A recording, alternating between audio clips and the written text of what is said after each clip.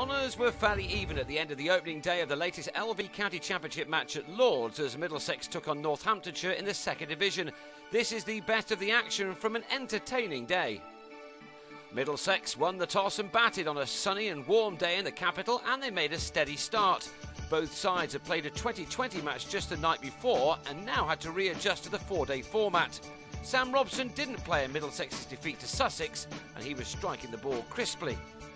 Scott Newman scored 100 in the reverse fixture earlier on this season, and he too looked as if he might enjoy the day.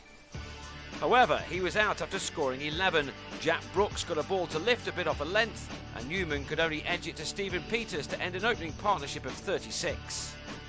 While Brooks looked as pleased as punch, Chaminda Vass was not feeling the love in the same way, as in the next over he found the edge of Robson's bat, but nobody claimed the catch. Brooks was soon celebrating again. Owe Shah inexplicably left a fairly straight ball alone and looked to be plumb in front for 5 at 52 for 2. After an indifferent start to the season with the bat, Middlesex's middle order has improved in recent matches, and Robson, along with his new partner Darren Milan, ensured that no further wickets were lost before lunch. By which time Robson had moved to his second 50 of the season, made from 97 balls. He was well supported by Milan as the pair took the total to 85 for 2 at the break, a session that both sides would have been relatively pleased with. The partnership took the total to 103 after the interval before Northamptonshire struck twice in the space of 3 overs. Milan on 28 was leg before to Vass, and in the Sri Lankans' next over he found the edge of Robson's bat, with David Murphy deputising for the injured Niall O'Brien taking the catch. Robson out for 59. At 108 for 4, Middlesex now needed to start rebuilding their innings, and that job was left to Neil Dexter and John Simpson.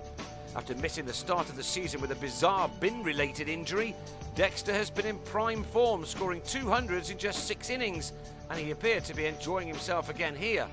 Simpson, meanwhile, has shown plenty of glimpses of his talents this summer, but with only 1 score of note. Both now looked in good form as he added 99 for the 5th wicket.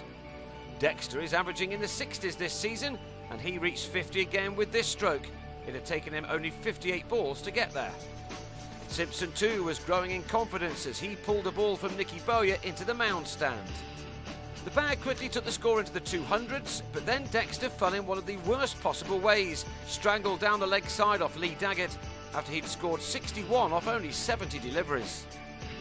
Tea was taken shortly afterwards, and the runs kept on coming in the final session as Simpson was joined by Middlesex's Player of the Month, Gareth Berg. Simpson went to his fine 50, made off 79 deliveries. He'd eventually reached 65 when he was out with a score at 270, and Sean Udall followed quickly for 3 as he edged Vass behind for his 3rd wicket of the day. Berg threatened to make some big scores last season but didn't quite go on as he might have done. But this summer has been very different, and he raced to his 3rd score of 50 plus this season. His half-century took him just 59 balls, and he picked up the pace even more having got there. He was joined in another half-century partnership with Tim Murtagh, whose contribution was 9. The South African-born all-rounder was by now playing some superb shots, this uppercut carrying all the way for 6. Murtagh's very helpful innings ended with a score on 332 as he clipped Andrew Hall to Daggett at mid-wicket. And Berg's excellent innings was over just before the close. He made 83 off only 88 deliveries when he tried to repeat that extraordinary uppercut but was caught in the deep off Daggett. He went down in the right manner. Danny Evans and Pedro Collins saw out the remaining 2 overs, with the latter hitting one final boundary to get off the mark in a thoroughly entertaining day's cricket. It nearly ended though in a silly way for Middlesex as Collins did his best to get himself run out. He survived that, and in the end Middlesex had reached 341 for 9 on a day which included just about everything you'd want from a day of LV County Championship cricket. Day 2 will tell us how good a score that might turn out to be.